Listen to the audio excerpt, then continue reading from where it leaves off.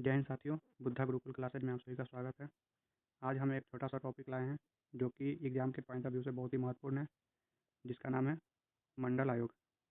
मंडल आयोग से संबंधित महत्वपूर्ण जानकारी आप लोगों को इस वीडियो में मिलने वाली है। अगर आप लोग PDF प्राप्त करना चाहते हैं तो जिसका प्राइस रखा गया 10 रुपया, आप लोग परचेज कर सकते हैं। अगर यह कंटेंट पसंद आए तो आप लोग लाइक और शेयर ज़रूर करें और साथ ही चैनल को सब्सक्राइब करें ताकि आप लोगों को लेटेस्ट इन्फॉर्मेशन मिलते रहें। तो चलिए आज स्टार्ट करते हैं आज का टॉपिक। आज का टॉपिक है मंडल आयोग। मंडल आयोग विस्तृत जानकारी, इसके बारे में विस्तृत जानकारी दी जाएगी। चलते हैं हम लोग परिचय की तरफ। मंडल आयोग भारत सरकार द्वारा 1 जनवरी 1979 को गठित एक आयोग था, जिसका उद्देश्य सामाजिक और शैक्षणिक रूप से पिछड़े वर्ग, जिसको हम लोग बोल सकते हैं अदर बैकवर्ड क्लासेज OBC की पहचान कराना और उनके लिए आरक्षण की सिफारिश कराना था। मंडल आयोग का उद्देश्य था सामाजिक और शैक्षणिक रूप से पिछड़े वर्ग, जिसको हम लोग बोलते हैं OBC की पहचान कराना और उसके लिए आरक्षण की सिफारिश कराना था। अब चलते हैं नेक्स्ट की ओर। मंडल आयोग की गठन। मंडल आयोग की गठनकर्ता तत्कालीन प्रधानमंत्री मोरारजी देसाई की सरकार के समय हुई थी और इसका अध्यक्ष बने थे बिंदेश्वरी प्रसाद मंडल, जिसको हम लोग बोलते हैं BP मंडल। इन्हीं के नाम पर मंडल आयोग बना। इनका उद्देश्य यही था तो OBC की पहचान कर उनके लिए सरकारी नौकरियों और शिक्षण संस्थानों में आरक्षण की सिफारिश कराना।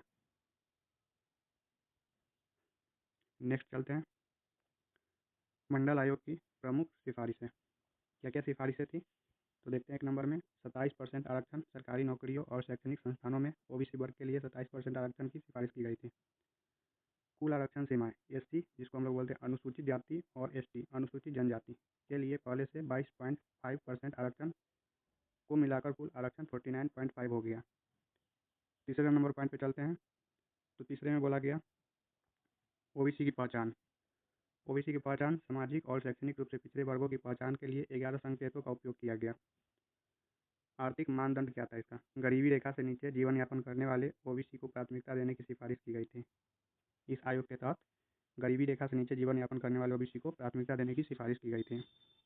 5वां पॉइंट है अन्य उपाय। पिछड़े वर्गों के उत्थान के लिए विशेष शैक्षणिक और आर्थिक योजनाएं बनाने की सिफारिश की गई थी। अब चलते हैं मंडल आयोग की सिफारिश का प्रभाव। मंडल आयोग की सिफारिश का प्रभाव था 1990 में प्रधानमंत्री BP सिंह ने मंडल आयोग की सिफारिशों को लागू कराने की घोषणा की, जिससे देश भर में व्यापक विरोध और समर्थन देखने को मिला। BP सिंह ने मंडल आयोग की सिफारिशों को लागू करा दिए और जिसमें बहुत सारे लोग विरोध भी किए और कुछ लोग समर्थन भी किए। इस फैसले के विरोध में कई छात्र संगठनों ने आंदोलन किए और कुछ स्थानों पर हिंसा भी हुई। नेक्स्ट है सुप्रीम कोर्ट के प्रसिद्ध इंदिरा साहनी बनाम भारत संघ 1992 फैसले में OBC आरक्षण को वैध ठहराया, लेकिन कुल आरक्षण सीमा 50% तय की गई। अब यहाँ पे क्वेश्चन बन सकता है सो किस बाद में OBC आरक्षण को वैध ठहराया गया? तो इंदिरा साहनी बनाम भारत संघ, और इसमें कितना आरक्षण की सीमा तय की गई? तो 50%। अब चलते हैं नेक्स्ट की ओर। मंडल आयोग की प्रासंगिकता। मंडल आयोग की प्रासंगिकता क्या थी? तो आज भी मंडल आयोग की सिफारिश भारतीय राजनीतिक और सामाजिक न्याय व्यवस्था में महत्वपूर्ण भूमिका निभाती है। इसके आधार पर OBC की सरकारी नौकरी और शैक्षणिक संस्थानों में आरक्षण दिए जाते हैं, जिससे समाज के कमजोर वर्ग को समान अवसर मिल सके। इसका यही प्रासंगिकता है। अब चलते हैं निष्कर्ष की ओर। निष्कर्ष में है मंडल आयोग भारत में सामाजिक न्याय की दिशा में एक ऐतिहासिक कदम था। इसने पिछड़े वर्गों के अधिकारों को सुनिश्चित करने में महत्वपूर्ण भूमिका निभाई और भारतीय राजनीतिक तथा समाज को गहराई से प्रभावित किया। ये थे मंडल आयोग से संबंधित महत्वपूर्ण जानकारी।